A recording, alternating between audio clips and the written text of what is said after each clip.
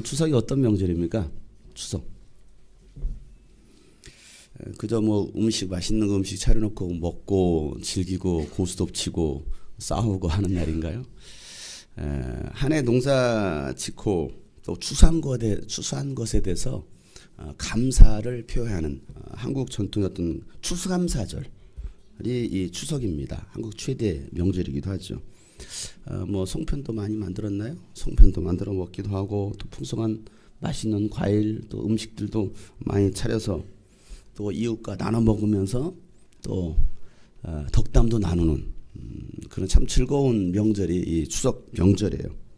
그래서 옛말에 이런 말도 있었죠. 더도 말고 덜도 말고 한가위만 같아라. 한가위만 같아라.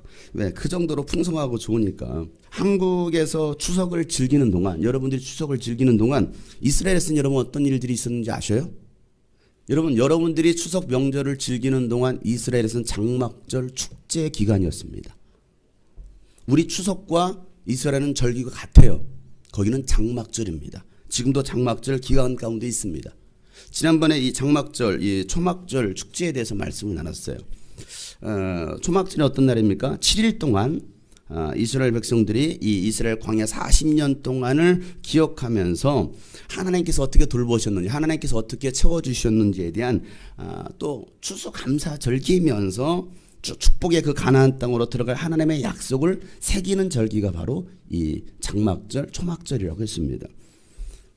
이건 뭐 신년 새해가 시작되면서 또 그들은 굉장히 중요한 절기, 이스라엘에게는 굉장히 중요한 절기이고 또 기독교인들에게도 굉장히 기억해야 될 중요한 절기입니다. 여러분 요한복음에서 우리가 지금 12장까지 왔는데요. 이 12장까지 오는 가운데 초막절에 관계된 말씀이 있었어요. 초막절 몇 장인지 아셔요? 기억나십니까? 초막절에 어떤 사건이 있었는지. 감사해요. 다시 말할 수 있는 기회를 주셔서 요한복음 7장에 이 초막절 사건이 나옵니다. 예수님께서 그 사건에 보면 예수님께서 형제들을 먼저 예루살렘을 올라가라고 말해요. 예수님 이제 형님 이제 초막절이 시작됩니다. 우리 예루살렘 올라가야 됩니다. 그랬더니 예수님께서 야 너희들 먼저 올라가라. 나는 이번에는 안 올라가겠다라고 말씀하시면서 제 그 형제들을 먼저 올려보내고 그다음에 몰래 숨어서 예수님은 그 예루살렘에 올라가시죠. 그리고 명절의 가장 중요한 날, 뭐 중간 그다음에 마지막 절기 때 마지막 날, 절기의 마지막 날, 이 날은 굉장히 중요한 절기라고 했어요. 왜 중요해요? 중요하니까. 명절 끝나려면 왕창 놀아야 되잖아요. 가장 중요한 절기가 이 마지막 절기입니다. 왜 중요하냐면 이 마지막 날 절기에는 마지막 날에는 제사장이 실로암 못에 가가지고 물을 떠온다고 했죠. 떠와서 어떻게 합니까? 예루살렘 성전으로 가지고 들어옵니다. 성전에 들어와서 그 물을 뿌린다라고 했습니다. 물을 뿌리면서 그들은 하나님을 찬양합니다. 특별히 메시아를 기다리는 그런 찬양을 하죠. 이 의식이 뭐라고 했습니까? 바로 비를 내려달라는 간구라고 했죠. 비를 내려달라는.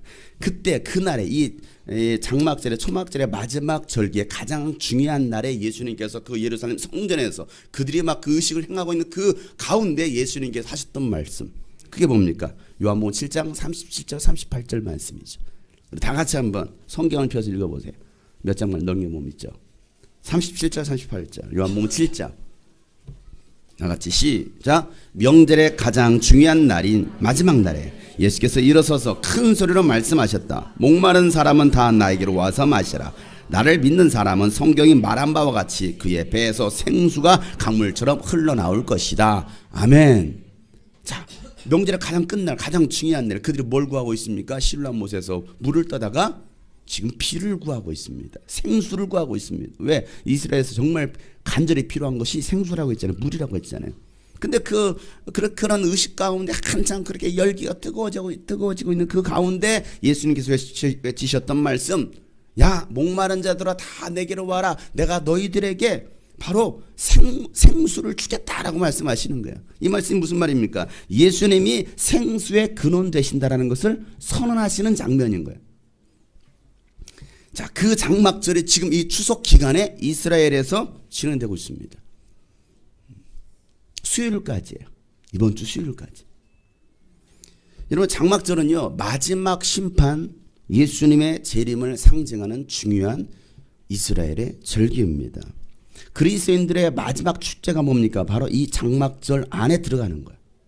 하나님의 장막에 들어가는 것입니다. 우리가 신앙생활하고 교회생활하고 예수를 믿는데 그 장막에 들어가지 못하면 어떻게 합니까?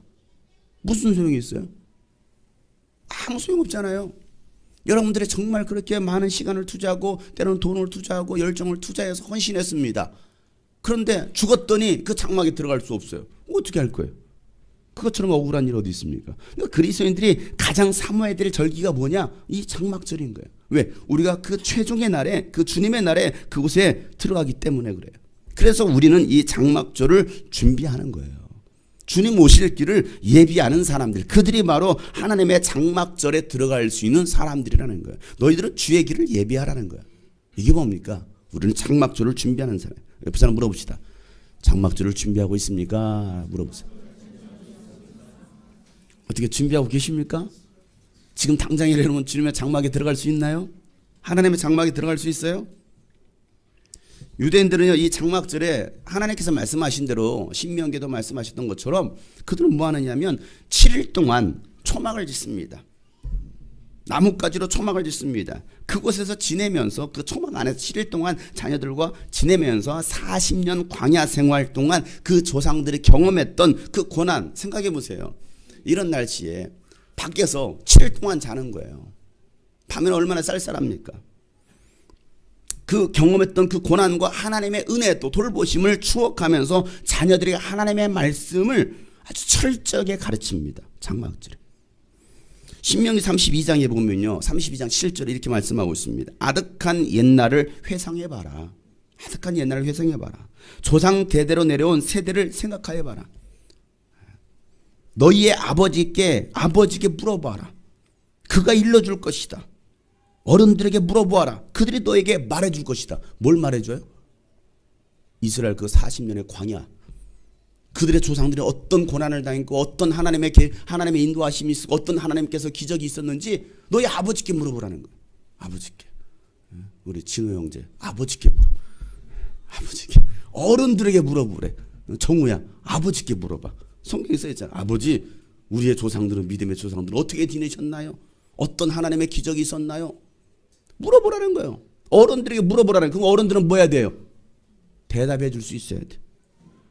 민결이가 아버지한테 물어보는 거예요. 아버지, 40년 동안, 광야 40년 동안 하나님 어떤 기적을 행하셨나요?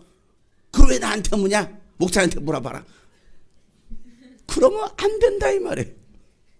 안 된. 왜? 성경에 쓰여있잖아요. 아버지에게 물어봐라. 어른들에게 물어보라는 거. 어른들은 하나님께서 어떤 일을 행하셨는지를 다 말해줄 수 있어야 돼요.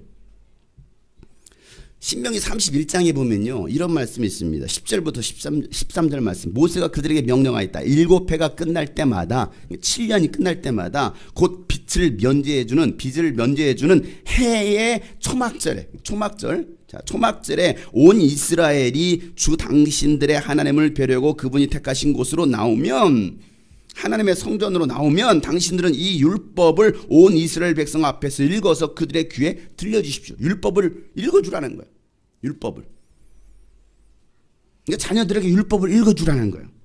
당신들은 이 백성의 남녀와 어린 아이만이 아니라 성 안에서 당신들과 같이 사는 외국 사람들도 불러 모아서 그들이 율법을 듣고 배워서 주 당신들의 하나님을 경외하며 이 율법의 모든 말씀을 지키도록 하라는 거예요. 유대인들뿐만 아니라 이방인들까지도 이 율법을 듣게 해서, 복음을 듣게 해서 그들로 하여금 하나님을 경외하도록 하라는 것입니다. 이 율법의 모든 말씀을 지키도록 하라는 거예요. 당신들이 요단강을 건너서 차지하는 땅에 살게 될 때, 이제 가나안 땅에 들어가 살게 될 때에 이 율법을 알지 못하는 당신들의 자손도 듣고 배워서, 그들은 진짜 율법을 듣지 않았잖아요. 그들도 이 율법을 듣고 배워서 당신들의 하나님을 경외하게 하라는 겁니다. 그러니까 다음 세대들에게도 이 율법을 전수하라는 거예요. 복음을 전수하라는 거예요. 이게 누구에게 주어진 사명입니까? 이게 부모 세대들에게, 어른들에게, 여러분들에게 주어진 사명이라는 사실이에요. 추석 명절이 주님의 장막을 사모하면서 온 가족이 모여서 하나님을 예배하고 하나님으로 기뻐할 수 있는 명절이 되기를 소망합니다. 이런 명절, 이 추석 명절이 우리 기독교인들에게는 좀 뭔가 이제는 다시 변화가 일어나야 될 거예요. 여러분의 가정이 그런 가정이 되도록 여러분 믿음으로 기도하시길 바랍니다. 하나님, 추석 명절에 정말 하나님을 예배할 수 있는, 하나님으로 기뻐할 수 있는 우리 가정, 제사 지내는 게 아니고 그냥 먹고 수다나 떠들다 가는 게 아니고, 아니면 싸우다가 가는 게 아니고, 명절만 가면 아유 시월드 꼭 욕 같잖아요. 시월드 하면서 그렇게 시월드가 싫대. 그러면 처월드는 좋습니까? 똑같아요. 피장파장이요. 누가 좋아요? 처만 좋겠지. 처만. 남자는 할 일 없으니까 가서 맨날 저같이 잠만 자는 거야.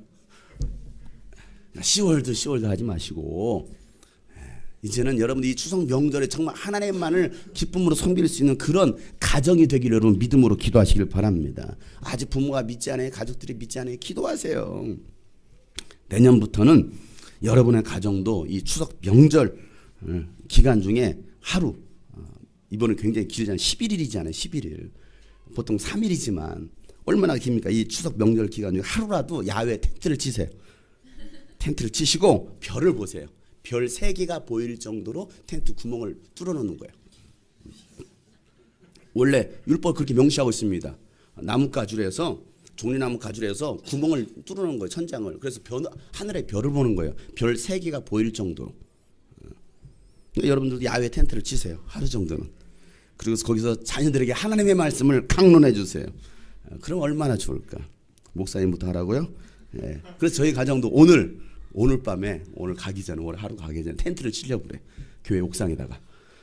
옥상에 텐트를 쳐놓고 한겨레만 재우려고 그래.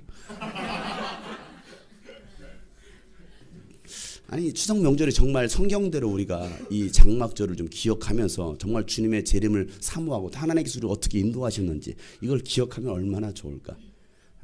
여러분 집에다 오늘 꼭 텐트 치세요.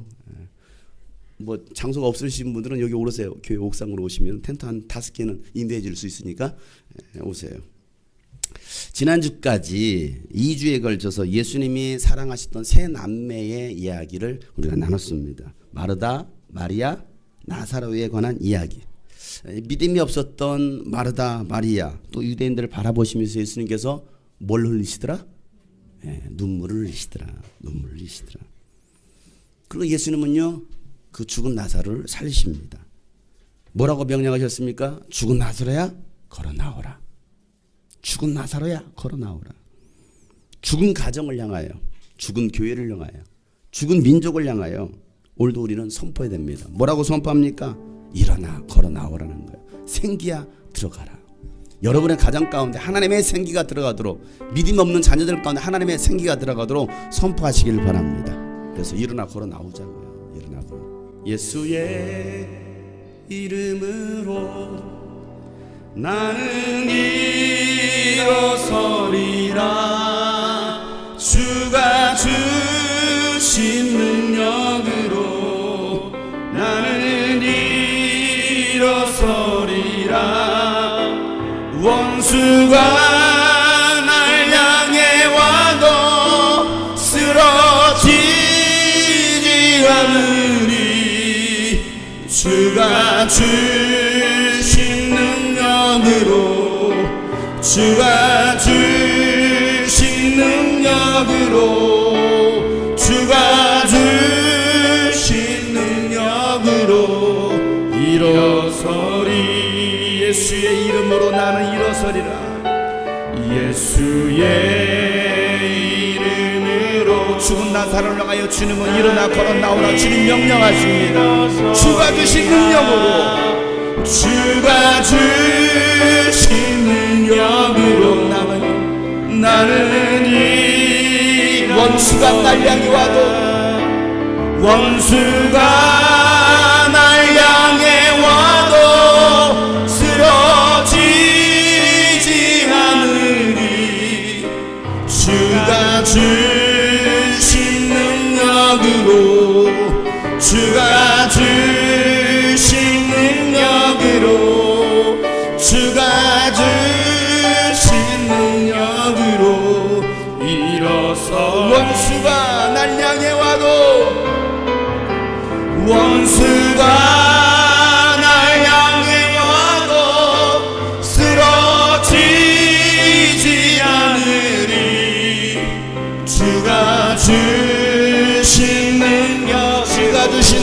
능력으로 주가 주신 능력으로 주가 주신 능력으로 일어서리. 하나님의 생기가 여러분의 가정 가운데 여러분의 심령 가운데 흘러넘치기를 축복합니다. 그래서 우리는 일어서야 돼요. 일어서야 돼요. 예수님이 죽은 나사로를 살리셨지만 이 사건을 보고 예수를 믿는 사람이 있는가 하면 예수님을 죽이려고 하는 사람이 있었어요. 우리는 과연 어떤 사람일까? 예수님을 믿으려고 하는 사람일까? 아니면 예수님을 핍박하고 예수님을 비웃고 조롱하고 죽이려고 하는 사람일까? 여러분들은 말씀을 들으면서 오늘 말씀을 들으면서 나는 예수를 믿으려고 하는 사람일까? 아니면 죽이려고 하는 사람일까? 둘 중에 하나예요. 둘 중에 하나. 오늘 본문의 내용은요, 유월절 엿새 전에 있었던 사건을 기록하고 있습니다. 예수님께서 또다시 베다니에 가셨어요. 베다니가 어떤 곳입니까? 죽었다가 살아난 나사로가 사는 곳이더라. 오늘 1절에 그러죠. 유월절 엿새 전에 예수께서 베다니에 가셨다. 그곳은 예수께서 죽은 사람 가운데 살리신 나사로가 사는 곳이다. 자, 베다니가 어떤 곳이라고요? 나사로가, 죽었던 나사로가 사는 곳이 바로 베다니입니다. 자, 거기서 예수님을 위한 잔치를 베풀었습니다. 예수님을 위한 잔치를 베풀었습니다. 여기서 퀴즈 나갑니다. 누가 베풀었을까요? 누가 베풀었을까요? 1번 나병 환자 시몬, 2번 죽었다 살아난 나사로, 3번 묻지 마라 많이 알면 다친다. 자, 1번 2번 3번 몰라요? 찍으세요. 1번 시몬, 2번 나사로, 3번 묻지 마라 많이 알면 다친다, 4번 신천지. 정답은? 정답은 1번 나병 환자 시몬입니다. 이 똑같은 사건을 마태복음에서는요 더 자세하게 기록하고 있어요. 마태복음 26장 6절 말씀을 보면 다 같이 한번 읽어보겠습니다. 시작. 그런데 예수께서 베다니에서 나병 환자 시몬의 집에 계실 때에, 자, 누구의 집에 있어요? 나병 환자 시몬의 집. 자, 시몬은 어떤 사람이에요? 나병 환자. 나병이 뭐예요? 네, 나병에 걸렸다. 나병. 한센병이죠. 한센병. 지금 말로 말하면 한센병입니다. 자, 그 당시 한센병 어떤 병이에요? 천벌입니다. 천병. 하나님께서 저주하신, 하나님께서 벌을 내리셨다라고 생각하고 있는 병이 나병이에요. 자, 그것뿐만이 아닙니다. 그런 나병 환자일 뿐만 아니라 그의 신분은 뭐였을까요? 그의 신분 바리새파 사람입니다. 자, 누가복음에서는요 그를 바리새파 사람이라고 기록하고 있어요. 자, 누가복음 7장 36절 다 같이 시작. 바리새파 사람 가운데 어떤 사람이 예수께 청하여 자기와 함께 음식을 먹고자 하였다. 그래서 예수께서는 그 바리새파 사람의 집에 들어가셔서 상에 앉으셨다. 이 바리새파 사람의 이름이 뭐라고요? 시몬. 그래서 우리는 이 성경을 한 성경만 볼 게 아니고 대조해서 보라고 했죠. 어떻게 다른 성경에서 이 똑같은 사건을 어떻게 설명하고 있는지 여러분 대조해서 봐야 돼요. 자, 그럼 다시 한번 정리하면 나병에 걸린 바리새파 사람 누구? 시몬이 예수님을 자신의 집으로 초대했습니다. 그리고 식사를 베풀었습니다. 자, 마르다는 이 시몬의 집에 와서 예수님의 시중을 들고 있었고, 죽었던 나사로는 그 집에 와서 같이 음식 먹는, 밥을 먹는, 예수님과 함께 음식을 먹고 있는 사람들 가운데 끼어 있었어요. 그리고 그 죽었던 나사로가 살아났다는 그 이야기를 듣고 많은 사람들이 또 나사로도 보려고 구경 왔어요. 이게 지금 그런 상황인 거예요. 자, 요한복음 12장 2절 말씀, 다시 오늘 본문 말씀 시작. 거기서 예수를 위하여 잔치를 베풀었는데 마르다는 시중을 들고 있었고 나사로는 식탁에서 예수와 함께 음식을 먹고 있는 사람 가운데 끼어 있었다. 자, 이 상황입니다. 그때에 마리아가 매우 값진 순나드 향유 한 옥합을 가져다가 뭐합니까? 깨트립니다. 그리고 예수님의 머리와 발에 향유를 붓습니다. 그리고 눈물을 흘리면서 자신의 머리카락으로, 자신의 머리털로 예수님의 발을 닦아줍니다. 3절 말씀 시작. 그때 마리아가 매우 값진 순나드 향유 한 근을 가져다가 예수의 발에 묻고 자기 머리털로 그 발을 닦았다. 온 집안에 향유 냄새가 가득 찼다. 자, 이 말씀을 방금 읽었던 이 요한복음에서의 말씀을 누가복음에서는요, 마리아가 했던 그 행동을 더 자세하게 기록합니다. 자, 누가복음 7장 38절. 오늘 본문은 딱 접어두시고 한번 성경을 좀 이런 비교했으면 좋겠어요. 자, 누가복음 7장 38절. 제가 성경을 읽히는 것은 여러분들이 직접 눈으로 확인하라고 제가 성경을 일부러 읽히는 거예요. 자, 누가복음 7장 38절 시작. 예수의 등 뒤에 발 곁에 서서 울면서 눈물로 그 발을 적시고 자기 머리털로 그 발에 입을 맞추고 향유를 발랐다. 자, 이 사건 누가복음에서 이 마리아가 했던 행동을 아주 자세하게 기록하고 있습니다. 자, 이 마리아의 모습을 보세요. 등 뒤에 발 곁에 서더니 울면서 눈물로 그 발을 적시고, 눈물로 예수님의 발을 적시고, 자기 머리털로 예수님의 발을 닦고 그 발에 입을 맞추고 향유를 바릅니다. 여러분들이 마리아라고 생각해 보세요. 자, 여러분들이 마리아가 되어서 똑같은 행동을 한번 좀 상상을 해보세요. 마리아의 모습 속에서 여러분은 무엇을 느끼십니까? 뭘 느끼셔요? 이 마리아 모습 속에서 왜 마리아가 이런 행동을 했을까? 여러분, 이런 행동 웬만해서는 나올 수 없는 행동이에요. 그러죠? 여러분들이 누군가에게 이렇게 해본 적이 있으신가요? 혹시 우리 아내분들이요, 사랑하는 남편에게 눈물을 흘리면서 머리카락으로 남편의 발을 닦아주신 적이 있으신가요? 아이, 발 치워! 무섭나, 냄새나, 더러워. 그러지 않나요, 여러분? 누군가에게 여러분이 눈물을 흘리면서 머리카락으로 그분의 발을 닦아줄 수 있다. 어떤 관계에서만 이렇게 할 수 있습니까?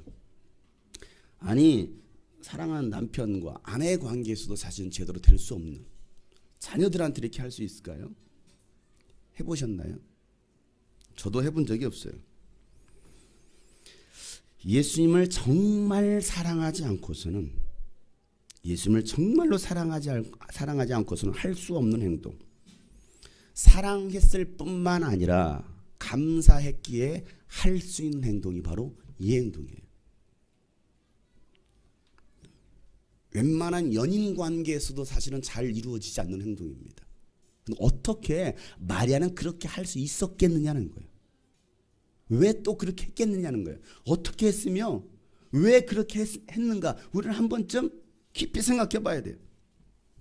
그것도 자신이 가지고 있었던 가장 귀한 거, 향유 한 옥합, 값어치를 따지니까 얼마예요? 300데나리온의 가치가 있는 향유였습니다. 300데나리온. 한 데나리온은요, 노동자 하루 품삯입니다. 남자로 했을 때 뭐 요즘 용역 뭐 하루 일당 나가도 최소 뭐 10만 원 이상이 들어가 보니까 12만 원, 15만 원씩 받더라고. 요즘은 괜히 많이 받아요. 뭐 일이 없어, 할 일 없어, 헛소리 하지 마시고 가서 일하세요. 노가대판 뛰어가세요. 맨날 돈 없다고 하고 뭐 일자리 많습니다. 가보세요. 나가보세요. 새벽에 나가세요. 새벽 5시 나가세요. 일하세요. 현두야, 공부 때려치고 일하러 나가. 돈 벌러 나가. 알았냐? 수능 보려고 하지 말고 가다가 지금부터 기술을 배워. 기술을. 요즘 기술자 25만 원, 35만 원씩 하더라야. 기술 배워. 기술. 훨씬 나. 하루 노동자 10만 원으로 계산했을 때요, 300데나리온이면 3천만 원입니다. 3천만 원. 이 여인이 가지고 있던 그 옥합, 이게 3천만 원이에요. 2017년 최저 시급이 얼마예요? 6,730원? 그래요. 제가 시급으로 계산해 봤습니다. 시급으로. 그랬더니 최저 시급으로 계산할 때 1,800만 원 나옵니다. 1,800만 원. 그것도 한 번도 안 쓰고 모았을 때. 여러분, 이 마리아 마르다의 가정이 그렇게 부한 가정이 아니에요. 왜? 베단이란 그 동네 자체가 가난한 사람들이, 병든 사람들이 모여 사는 나병 환자 걸렸던 사람들이 모여 사는 곳이 바로 그곳입니다. 그런데 그곳에서 이 1,800만 원, 3,000만 원에 되는 그 가치가 있는 그 향유, 이 마리아에게는 정말 값진 전 재산이었을 거예요. 전 재산. 그 귀한 것을 아까워하지 않고 깹니다. 깨요. 그리고 예수님 머리에 붓고 발에 부은 거예요. 가지고 있었던 정말 가장 귀한 전 재산을 깼어요. 그 모습을 지켜봤던 제자 중 한 사람 가룟 유다 한마디 했죠. 4절부터 5절 뭐라고 말합니까? 다 같이 한번 읽어보세요. 오늘 본문 다시 요한복음 12장 4절부터 5절 시작.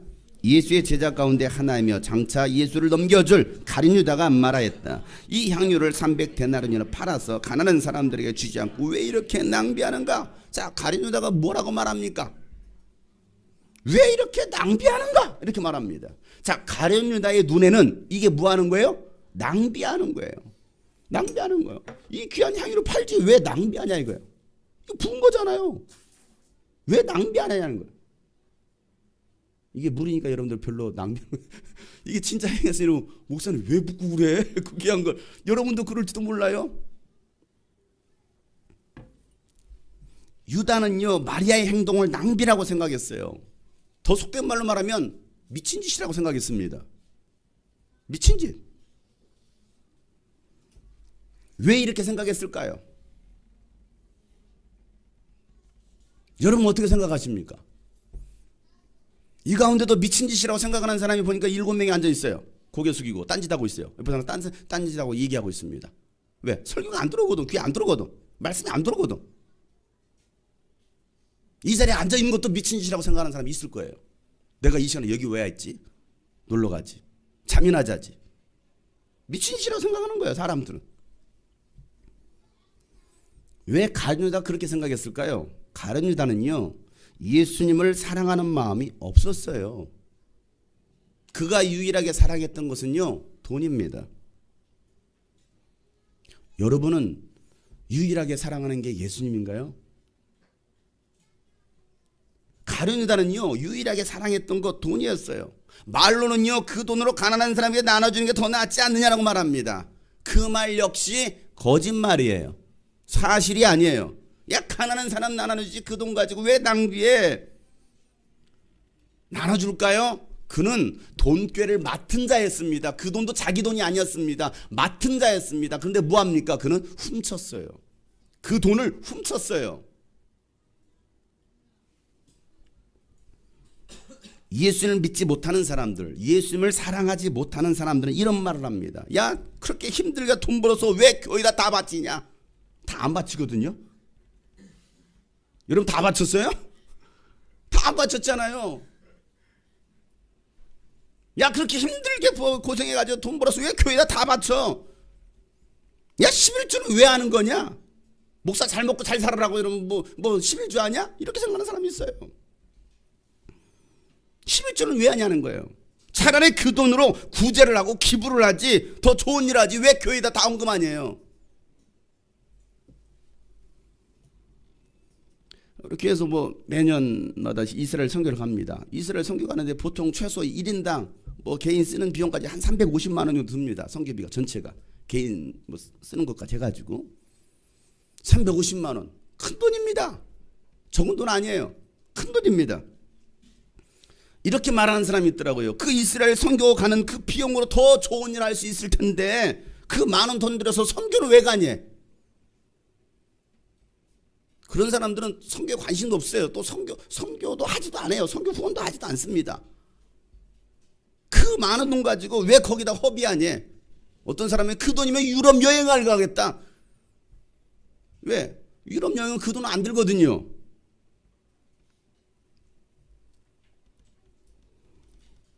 거기다 또 8박 9일 동안 3일 동안 또 집회하죠. 집회하는 데 씁니다. 거기에 선교비가 들어가요. 8박 9일 동안 성지순례만 하는 게 아니에요. 어떻게 보면 왜 그렇게 낭비하냐? 돈을 낭비하냐? 이렇게 말하는 사람이 있습니다. 교회를 다니는 사람들 중에도 헌금하는 것을 악고하는 사람들이 굉장히 많아요. 헌금하는 것을. 돈을 사랑하는 사람들이에요. 돈을 사랑하기 때문에 물질의 주인이 하나님이라는 것을 인정하지 못하는 거예요. 이걸 만몬이라고 합니다. 만몬 사상. 돈신을 섬기는 거예요. 예수님은요, 그래서 두 주인을 섬길 수 없다라고 예수님께서 말씀하셔요. 누가복음 16장 13절 14절 말씀에 보면 한 종이 두 주인을 섬기지 못한다. 그가 한쪽을 미워하고 다른 쪽을 사랑하거나 한쪽을 떠받들고 다른 쪽을 업신여길 것이다. 너희는 하나님과 재물을 함께 섬길 수 없다. 돈을 좋아하는 바리새파 사람들이 이 모든 말씀을 듣고 나서 예수를 비웃었다. 그러니까 주인, 하나님도 주인이고 돈도 주인이라는 거예요. 하나님도 신이고 돈도 신이라는 거예요. 두 주인을 섬길 수 없다라는 거예요. 돈을 섬기든지 돈을 주인으로 섬기든지 하나님을 주인으로 섬기든지 하라는 거예요. 절대 두 주인을 섬길 수 없다라는 거죠. 그러니까 하나님과 맞먹는 게 뭐냐? 돈이라는 거예요. 돈 때문에 하나님을 떠납니다. 하나님을 버립니다. 돈 때문에. 이 예수님 말씀을 들었던 바리새파 사람들은 어떻게 했다고? 예수님을 비웃습니다.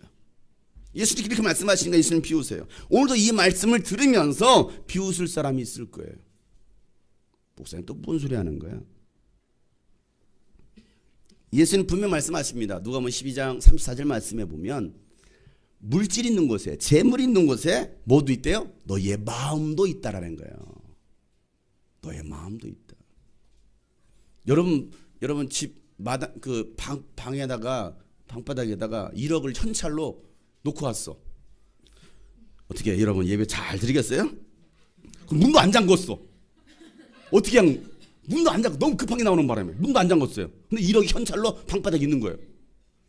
어떻게 할 거예요? 이번에 명절인데 우리 학생들한테 물어봤어요. 야, 이번에 명절인데 용돈들은 많이 받았냐? 한 청년이 100만 원 받았대. 우와, 100만 원 받았대. 나도 그 집 딸이 되고 싶더라고. 100만 원 받았대. 근데 그 100만 원 오늘 집에다 놓고 온 거야. 방바닥에다가. 엄마가 가져가는데. 여러분, 돈이 주인이에요. 돈이 주인이에요. 왜? 재물이 있는 곳에 너의 마음이 있다라는 거예요. 내가 돈을 어디다 많이 쓰는가, 그게 그 사람이 가고 있는 마음이에요. 하나님께서 주신 재물을 관리하지 못하는 사람들은요, 하나님을 제대로 섬길 수 없습니다. 돈꾀를 맡았잖아요. 가룟 유다가. 자기 돈이 아닌 거예요. 맡겨진 거예요. 여러분 돈이 아닙니다. 하나님께서 여러분에게 돈을 맡겨주신 거예요. 아, 내가 일해서 돈 벌었는데? 아니요. 하나님 여러분의 건강을 주셨기 때문에, 일자리를 주셨기 때문에 여러분이 일할 수 있게 된 것이고, 그래서 돈을 받게 된 거예요. 돈을 관리하라고. 여러분 돈이 아닌 거예요. 근데 우리는 내 돈이라고 생각합니다. 내가 수고해서 노력해서 벌은 돈인데. 아니에요. 하나님께서 여러분의 돈을, 그 돈을 관리하라고, 관리인으로, 청지기로 여러분에게 돈을 맡기신 거예요. 그런데 가룟들은 뭐합니까? 훔치는 거예요. 도둑질하는 거예요. 하나님의 것을 하나님의 것으로 인정하지 못하는 사람들은 하나님을 섬길 수 없습니다. 그래서 성경에 말라기 선지자를 통해서 하나님의 것을 도둑질하지 말라라고 경고하시는 거예요. 구약의 마지막 성경에 왜 이야기를 써놨을까요? 마지막 성경에. 그만큼 중요하다라는 거예요. 이스라엘 백성들에게 있어서, 하나님을 섬기는 백성들에게서 정말 중요한 것이 무엇이냐? 하나님의 것을 도둑질하지 마라. 이게 말라기 3장 8절부터 9절에 있는 말씀입니다. 다 같이 한번 말라기를 찾아보세요. 말라기, 구약의 제 맨 끝 성경입니다. 말라기서 3장 8절부터 9절. 말라기 3장 8절 9절 다 같이 시작. 사람이 하나님의 것을 훔치면 되겠느냐? 그런데도 너희는 나의 것을 훔치고서도 우리가 주님의 무엇을 훔쳤습니까? 하고 되묻는구나. 11조와 헌물이 바로 그것이 아니냐? 너희 온 백성이 나의 것을 훔치니 너희 모두가 저주를 받는다. 하나님의 것을 훔쳤어야 되겠느냐 했더니, 언제 우리가 하나님의 것을 훔쳤습니까? 오히려 하나님께 되묻는다라는 거예요. 그래서 하나님 하시는 말씀이, 야, 너희들이 하나님의 것인 11조와 헌물을 너희가 훔쳤잖아, 도둑질했잖아 라고 말하고 있는 거예요. 도둑질하고 있지 않습니까? 우리가 하나님의 11조를 도둑질하고 있지 않습니까? 너희가 온 백성이 나의 것을 훔치니까 너희 모두가 저주를 받는다라고 말하고 있습니다. 저주를 받는다. 왜 저주를 받아요? 하나님의 것을 훔치니까. 여러분, 하나님은요 복을 주시기를 원하시는 분이시지 저주 주기를 원하시는 분이 아니에요. 이걸 기억하세요. 어떤 부모가 자식들 때리면서 즐거워할 부모가 어디 있습니까? 자식들을 사랑하고 예뻐해주고 자식이 잘 되기를 바라는 게 부모의 마음이지. 하나님도 마찬가지입니다. 하나님은 여러분이 복 받기를 바라는 거예요. 여러분이 잘 되기를 바라시는 거예요. 그런데 왜 저주를 받습니까? 왜 저주를 받아요? 하나님의 것을 훔치니까. 인간이 사실은 저주를 선택한 거예요. 인간이. 하나님은요 인간이 복 받을 수 있는 비결을 신명기 28장 1절부터 68절까지 어떻게 하면 복을 받고 어떻게 하면 저주를 받는다 해서 쭉 명시해 놓습니다. 얼마나 많은 성경 구절을. 너희들이 이렇게 하면 복을 받을 것이고 이렇게 하면 저주를 받을 거라는 거예요. 여러분들이 하나님 말씀대로 하나님의 말씀을 믿고 그렇게 살면 복을 받을 거예요. 그러나 복 받지 못하고 저주받는 그 길을 따라서 선택을 하면 여러분들은 저주받을 거라는 거예요. 모세는요 신명기 30장에 28장에 복과 저주도 얘기하면서 30장에 이렇게 말을 합니다. 16절부터 20절 말씀. 내가 오늘 당신들에게 명하는 대로 당신들의 주 당신들의 하나님을 사랑하고 그의 길을 따라가며 그의 명령과 규례와 법도를 지키면 당신들이 잘되고 번성할 것입니다. 또 당신들이 들어가서 차지할 땅에서 주 당신들의 하나님이 당신들에게 복을 주실 것입니다. 복을 줄 거라는 거예요. 그러나 시작. 당신들이 마음을 돌려서 순종하지 않고 빗나가서 다른 신들에게 절을 하고 섬기면 오늘 내가 당신들에게 경고한 대로 당신들은 반드시 망하고 맙니다. 당신들이 요단강을 건너가기 차지할 그 땅에서도 오래 살지 못할 것입니다. 나는 오늘 하늘과 땅을 증인으로 세우고 생명과 사망, 복과 저주를 당신들 앞에 내놓았습니다. 당신들과 당신들의 자손이 살려거든 생명을 택하십시오. 주 당신들의 하나님을 사랑하십시오. 주의 말씀을 들으며 그를 따르십시오. 그러면 당신들이 살 것입니다. 주님께서 당신들의 조상 아브라함과 이삭과 야곱에게 주시겠다고 맹세하신 그 땅에서 당신들이 잘 살. 자, 뭐 하면 잘 살 거래요?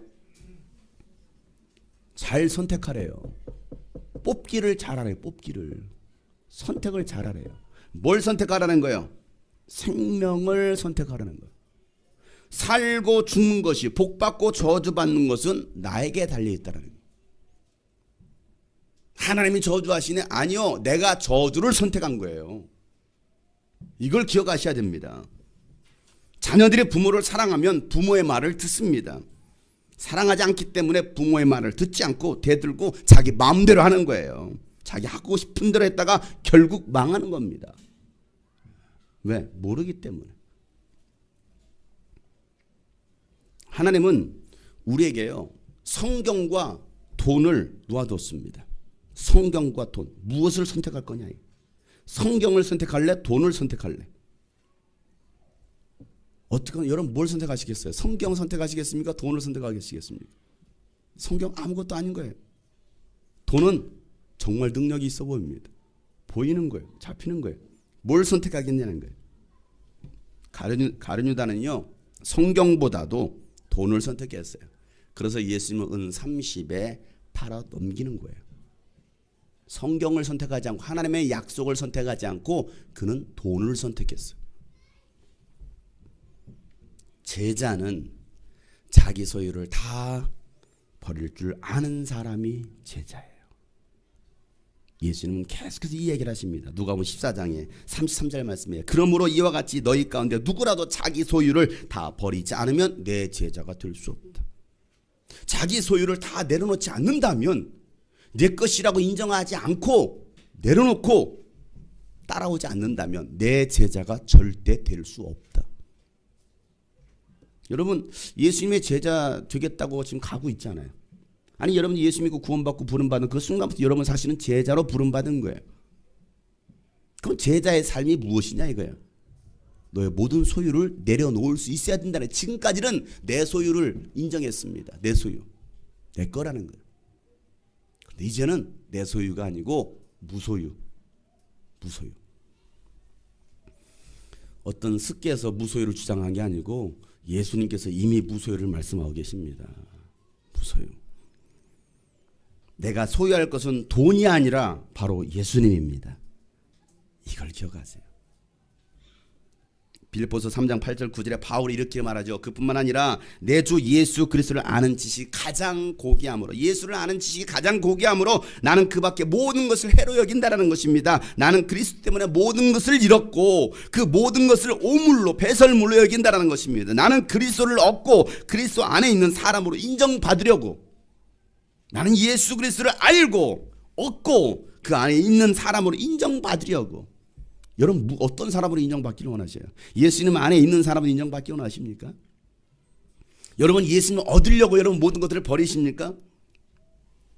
나는 율법에서 생기는 나 스스로의 의가 아니라 그리스도를 믿는 믿음으로 말미암아 오는 의, 곧 믿음의 근거에 하나님에게서 오는 의를 얻으려고 이 모든 것들을, 지금까지 내가 소유했던 그 모든 것들을 다 배설물로 여긴다. 똥처럼 여긴다라는 거예요. 하찮은 것으로 여긴다라는 거예요. 그전엔 정말 귀한 것으로 생각했는데, 마리아는요 가장 소중한 것이 향유가 아니라 예수님이라는 것을 알았기 때문에 예수님을 위해서 자신의 가장 귀한 것을 주를 위해 드릴 수 있었던 거예요. 그리고 드리고서도 결코 아까워하지 않습니다. 사랑하면 아까워하지 않아요. 더 드리고 싶어요. 사랑하면. 드리고도 부족해서 뭐합니까? 눈물을 흘립니다. 그리고 예수님의 발을 닦아드리는 거예요. 다 드렸어. 그것도 부족해서 눈물을 흘리는 거예요. 사랑의 눈물, 감사의 눈물. 사랑하기 때문에 헌신하고 또 엎드리는 거예요. 예수님의 죽으심을 기억하면서. 뭘 기억하면서요? 예수님의 죽으심을 기억하면서. 그 어느 제다도 예수님의 장례를 미리 준비한 사람이 없어요. 예수님 나는 죽을 거야 잠시 후면 죽을 거야 말씀하셨지만 어느 누구도 예수님의 죽으심을 예측한 사람이 없어요. 그러나 이 여인만큼은, 마리아는요 예수님이 하셨던 말씀을 기억하면서 미리 장례를 준비합니다. 6월절 엿새 전이에요. 6월절 엿새 전이에요. 이제 예수님 죽으실 날 며칠 남지 않았어요. 이 여인은 예수님의 죽으심을 알고 뭐합니까? 장례를 준비하고 있어요. 이 사건이 얼마나 아름답고 충격적이었던지 사복음서에서는요 이 여인의 사건을 전부 기록하고 있습니다. 예수님은 마리아의 행동을 아름다운 일이라고 말씀하셔요. 그리고 그가 한 일을 복음이 전파되는 곳에서 다 전해져야 되고 그를 기억해야 된다라고 말씀하십니다. 마태복음 26장 10절부터 13절 말씀 읽어보세요. 마태복음 26장 펴보세요. 마태복음 26장 10절부터 13절 말씀. 찾으시면 다 같이 시작. 예수께서 이것을 보시고 그들에게 말씀하셨다. 왜 이 여자를 괴롭히느냐? 그는 내게 아름다운 일을 하였다. 가난한 사람들은 늘 너희와 함께 있지만 나는 늘 너희와 함께 있는 것이 아니다. 이 여자가 내 몸에 향유를 부은 것은 내 장례를 치르려고 한 것이다. 내가 진정으로 너에게 말한다. 온 세상 어디서든지 이 복음이 전파되는 곳에서는 이 여자가 한 일도 전해져서 길을 기억하게 될 것이다. 아멘. 마리아는 예수님을 많이 사랑한 여인이에요. 정말 많이 사랑한 여인. 육신적인 사랑이 아니라 영적인 사랑이었습니다. 예수님도 그 마리아의 사랑을 인정하시는 거예요. 누가복음 7장 47절 말씀에 보면 이렇게 말씀이 있습니다. 그러므로 내가 네게 말한다. 이 여자는 그 많은 죄를 용서받았다. 그것은 그가 많이 사랑하였기 때문이다. 용서받은 것이 적은 사람은 적게 사랑한다. 예수는 많이 사랑했다라는 거예요. 예수님도 알아요. 여러분 예수님 많이 사랑하십니까? 적게 사랑하십니까? 많이 사랑하시기를 소망합니다. 그냥 뭐 이만큼만 사랑하면 되지 뭐. 이만큼 사랑이 아니라 모든 것을 다 주고서도 그것도 부족해서 눈물로 예수님의 발을 닦아드릴 수 있는 그 사랑. 저와 여러분이 예수님을 많이 사랑한다면, 많이 죄 용서 받았다면 내게 귀한 것 주께 드릴 수 있는 거예요. 사랑은요 표현입니다. 사랑은요 드리는 거예요. 사랑은요 행동하는 겁니다. 여러분 무엇을 드리겠어요? 말로만 드리겠습니까? 말로만 사랑하겠습니까? 사랑해 사랑해 말로만 내 모든 것을 드려 나의 모습 나의 소유 주님 앞에 모두 드립니다. 바꾸세요. 조금 드립니다. 대충 드립니다. 뭘 나의 모습 나의 뭐 다 드린데 거짓말. 그냥 대충 드립니다. 조금 드립니다. 가사를 바꿔야 되지 않겠어요? 마리아처럼 예수님을 전심으로 사랑한 사람이 될 것인가? 아니면 종교인이었던 대제사장들처럼 예수님뿐만 아니라 이제는 누구까지 나사로까지 죽이려고 하는 사람이 될 것인가? 사랑하는 성도 여러분, 지금은 추석이자 장막절입니다. 하나님께서 주신 것에 대해서 감사하고 주 안에서 즐거워하는 절기입니다. 지금 바로 그 절기예요. 하나님의 은혜에 대해서 사랑을 표현하는 절기가 바로 이 지금 장막절, 추석절입니다. 여러분 어떻게 표현하시겠습니까? 마리아는 예수님의 장례를 준비하기 위해서 옥합을 깨뜨렸어요. 가장 귀한 것, 자신의 가장 소중한 것을 깨뜨렸습니다. 우리는 예수님의 재림을 준비하기 위해서 옥합을 깨뜨려야 합니다. 마리아가 예수님의 장례를, 죽음을 준비하기 위해서 옥합을 깨뜨렸다고 한다면 지금 오늘 우리는 예수님의 재림을 준비하고 옥합을 깨뜨릴 때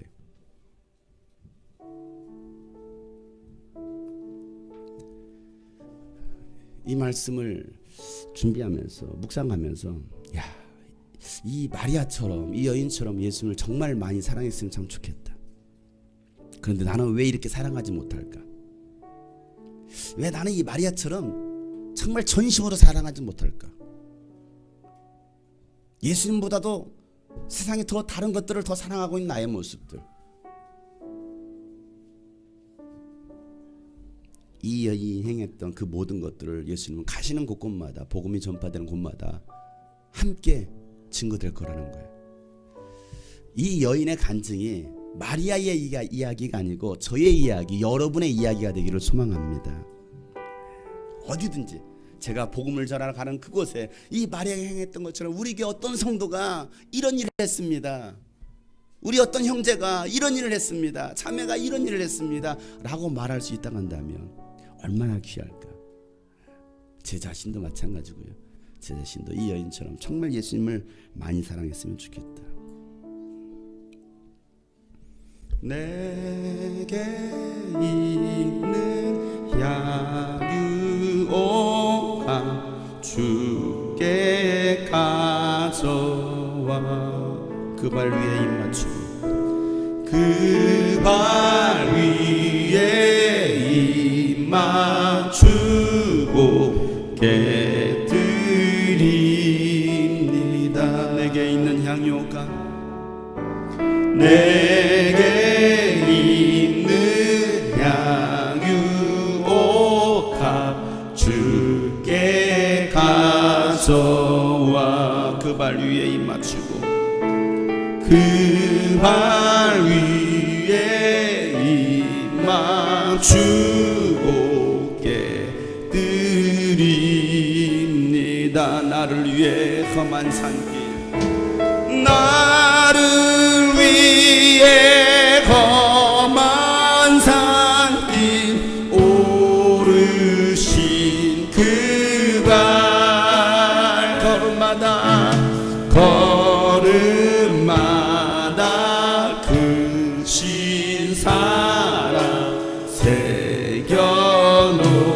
새겨놓았네. 내게 있는 양육함 내게 있는 아직도 여러분 깨뜨리지 못하고 여러분은 손에 쥐고 있습니까?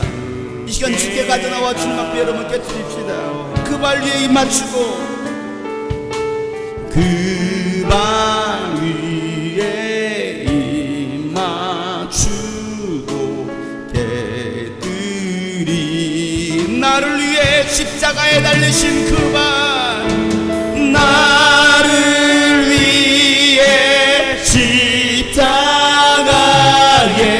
달리신 그 발 흘린 피로 나의 죄를 흘린 피로 나의 죄를 대속하 주님 다시 이 땅에 임하실 그때를 생각하며 주님 이 시간은 우리가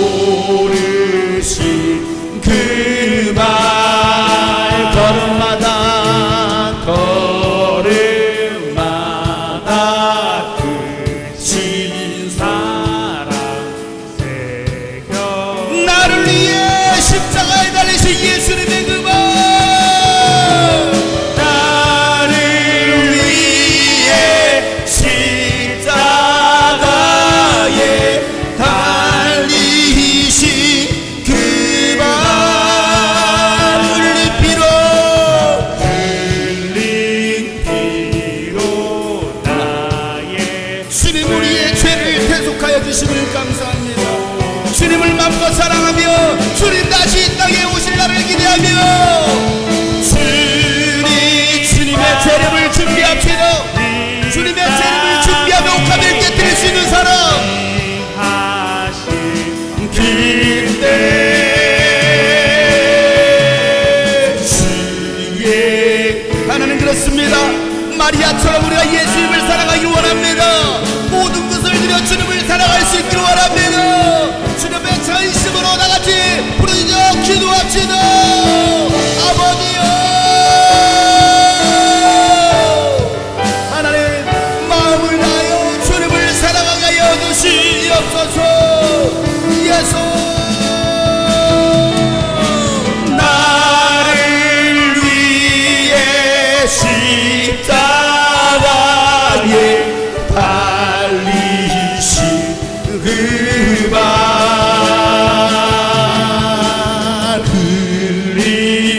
흘리기로 나의 죄를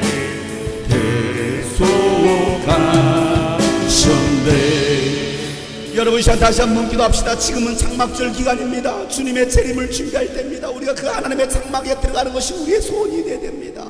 그러나 우리가 이 마리아처럼 정말 예수님을 사랑해야 되는데 예수님을 사랑하는 것보다도 세상을 더 사랑하고 돈을 더 사랑함으로 그 옥합을 깨뜨리지 못하고 우리의 손에 쥐고 있다고 한다면 이 시간 다시 한번 여러분 주 앞에 기도하세요. 하나님 내 손에 들려져 있는 이 옥합을 깨뜨리기 원합니다. 그 정도로 내가 주님을 사랑하길 원합니다. 깨뜨려도 도무지 아까워하지 않는 그 사랑이 내 안에 있길 원합니다. 그것조차도 아쉬워서 눈물로 예수님의 발을 닦아드릴 수 있는 사람이 되길 원합니다. 내가 주님만을 사랑하고 주님의 재림을 준비하며 주님께 나의 옥합을 깨뜨릴 수 있길 원합니다라고 마지막으로 주 앞에 간절하게 주의 한번 부르시고 동창을 부르며 기도합시다. 주여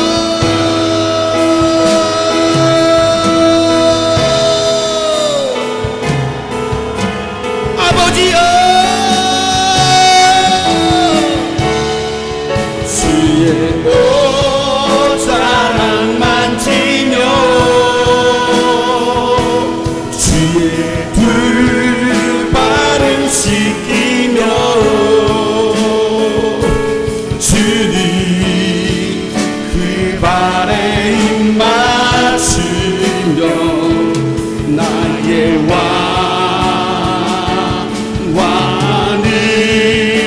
왕으로 주의 옷자락 만지기를 원합니다. 주의 옷자락 만지며 주의 두 발을 씻기며 주님 그 발에 주님 그 발에 입 맞추며 나의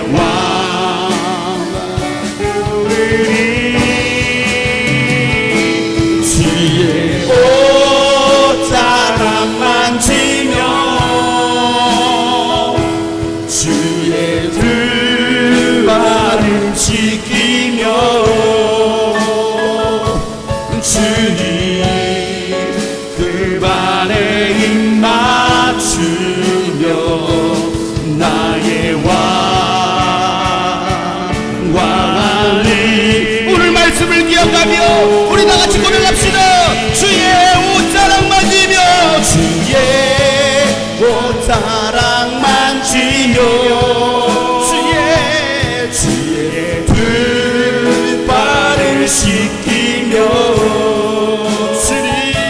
주님 그 발에 입 맞추며 나의 왕관을 내려놓습니다. 나의 왕관을 놓으리 주의 옷자락 만지며 주의 두 발을 씻기며 주님 하나님 그렇습니다. 마리아처럼 예수님을 사랑하길 원합니다. 마리아처럼 예수님만을 사랑하길 원합니다. 우리 주님 앞에 간절한 마음 가지고 주의 옷자락 만지며 두 손 높이 들고 찬양합니다. 주의 옷자락 나의 손을 붙잡아 주시옵소서.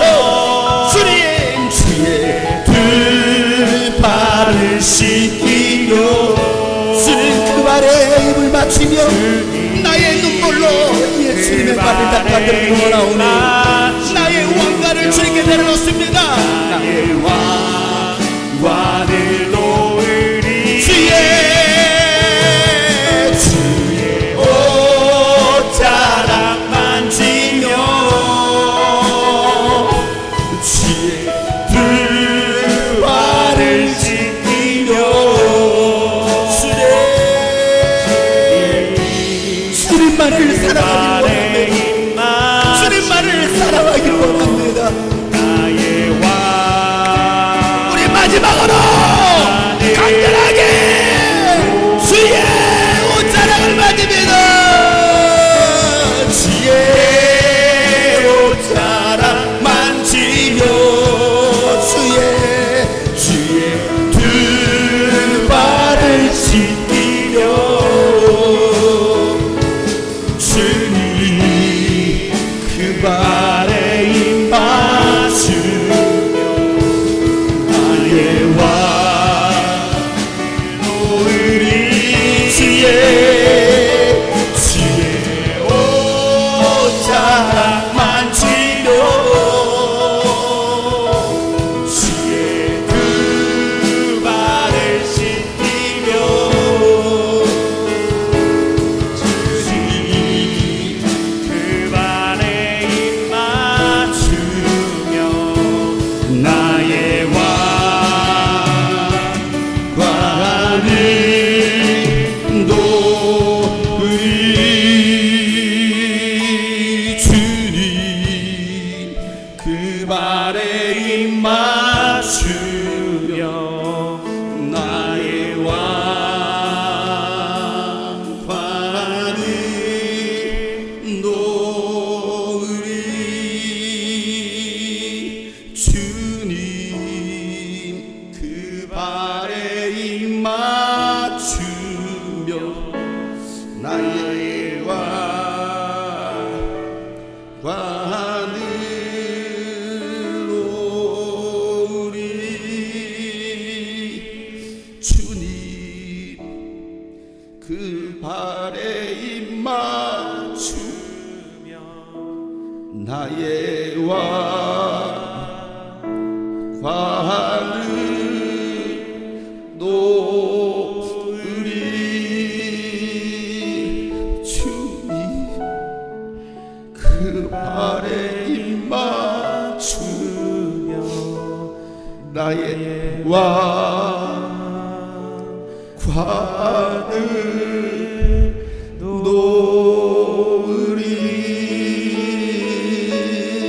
놓으리.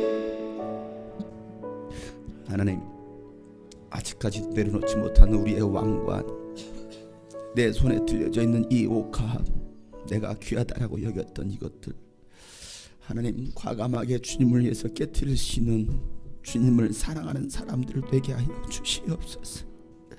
주님을 사랑한다 하면서도 여전히 세상을 사랑하고 여전히 내려놓지 못하는 것들이 너무나 많이 있습니다. 그래서 우리가 주님의 장막절을 준비하고 주님의 재림을 준비해야 될 때인데 우리가 준비하지 못하고 또 어리석게 우리에게 주어진 이 시간들을 또 살아가고 있음을 회개합니다. 하나님 아버지여, 이 추석 명절, 이 장막절 기간에 우리가 주님의 재림을 준비하면서 옥합을 깨뜨릴 수 있는 믿음의 사람들 되게 하여 주시옵소서.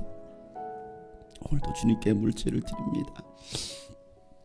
하나님, 이 물질이 인색함이 아니라 억지로가 아니라 하나님 우리의 마음을 담은 물질 되기를 소망합니다. 물질보다도 하나님을 선택하고 하나님을 더욱 사랑할 수 있는 우리 모든 성도들을 되게 하여 주시옵소서. 오늘도 주님의 은혜 감사하며 예수 그리스도의 이름으로 축복하며 기도하옵나이다. 아멘. 이제는 우리 구주 예수 그리스도의 은혜와 하나님 아버지의 놀랍고도 지극하신 사랑과 성령님의 감화 감동 교통 충만하심이 나의 사랑, 나의 예수님, 예수님을 마음껏 사랑했던 이 마리아와 같이 우리도 예수님을 사랑하기로 다시 결단한 모든 하나님의 사람들 머리 위에 이제부터 영원토록 함께 하시기를 간절히 축복하며 기도하옵나이다. 아멘.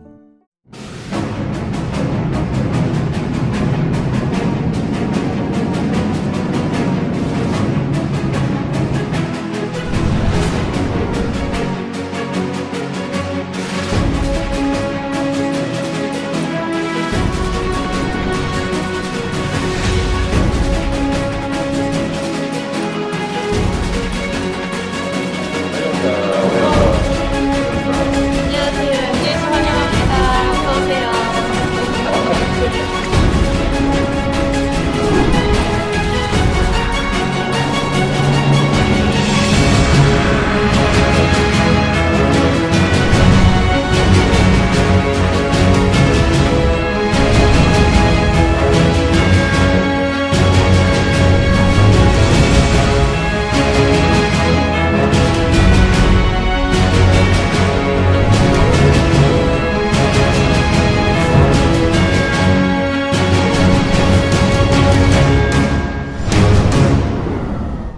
이번 집회가 생애 첫 두 번째 집회였는데 찬양을 정말 전심을 다해서 부르는 걸 처음 해본 것 같아요. 팔을 올려서 기도하는 것도 처음 해봤고 정말 큰 목소리로 여호와를 불러보는 것 자체가 처음이어서 정말 특별한 경험이었습니다. 사명이라는 게 무겁게 느껴질 수 있지만 결국 가야 하는 길이면 따라가도록 결심을 하루라도 빨리 하는 게 좋은 것 같아요. 뭔가 마음속에 살짝 불씨가 타오르는 게 살짝 찬양이랑 기도할 때 느껴지는 것 같았어요. 오랜만에 주일학교처럼 뛰면서 찬양해서 너무 좋았어요. 신앙생활을 하면서 빠뜨렸던 게 이제 무엇인지 다시 한번 이제 재검토를 할 수 있는 시간이 되었는데 많이 부족하구나라는 걸 느끼면서 큰 은혜가 됐었던 또 이렇게 파워풀한 설교를 받으니까 에너지 충만! 그런데 처음 와가지고 정말 좋은 경험을 하는 것 같아서 정말 좋습니다.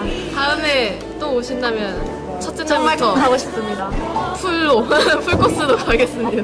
네, 부르짖어서 기도하라는 걸 목사님의 도움을 어제 부르짖었는데 너무 은혜가 나가지고 좋았습니다. 갈수록 젊은이들이 말씀에 대한 집회나 모이기를 힘쓰는 것 같지 않아서 그게 제일 힘들었고요. 그러나 우리 장 목사님 통해서 열정을 회복할 수 있었고 또 많은 도전이 되어서 다음 세대를 살리는 집회가 될 수 있을 것 같습니다. 우리가 진짜 교회를 가고 싶은 게 세상에서 떨어져서 가고 싶은 것이지 그 세상과 같이 있는 교회를 갈 가치가 없단 말이죠. 근데 여기 와가지고 진짜 교회를 느꼈어요. 목사님 하시는 말씀에 100번 옳다.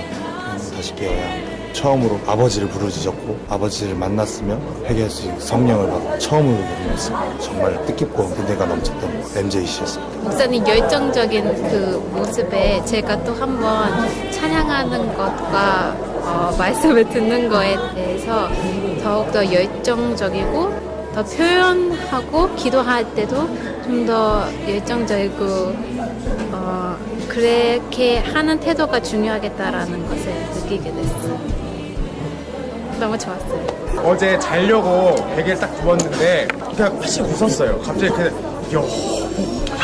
이게 생각이 나가지고 이게 거룩하 이게 너무 웃긴 거예요. 이게 다시 오셨으면 좋겠습니다, 목사님. 주제가 제자입니까였는데 그 찬양하고 말씀 듣는 시간 자체가 제자로서 사는 훈련같이 느껴졌고 찬양을 어떻게 하는 거고 기도를 어떻게 해야지 하나님이 정말 달려오시면서 들으실까 많이 고민하면서 할 수 있었고 또 말씀 들으면서 계속 느낀 건데 반응하길 원하시는데 반응이 없이 그냥 무감각하게 나랑 관련 없는 말씀으로 듣지 않았나? 이런 걸 너무 많이 깨닫는 집회였어요.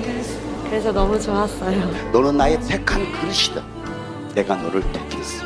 예수님께서 말씀하셨던 영광은 십자가의 죽음이에요. 이게 제자들의 영광입니다. 근데 오늘날 기독교의 영광은 뭡니까? 성공하는 거. 십자가는 목에 거는 거 아니에요. 오늘날 기독교인들 십자가가 장식품이 되었습니다. 그래서 예수님께서 살집이 떨어져 나가야 채찍에 맞아야 우리의 모든 저주와 우리의 모든 질병과 고통을 당당하실 수 있으니까 예수님 대신 여러분 대신해서 십자가에서 매를 당하시는 거예요. 죽음당 무덤을 당하는 거예요. 이 가운데 한 사람이라도 제대로 사명자로 세워진다면 예수의 제자로 세워진다면 저에게 주어진 마지막 기회일 수도 있습니다. 그러니 나에게 주어진 이 기회 뭘까요? 목숨 거는 거예요. 목숨.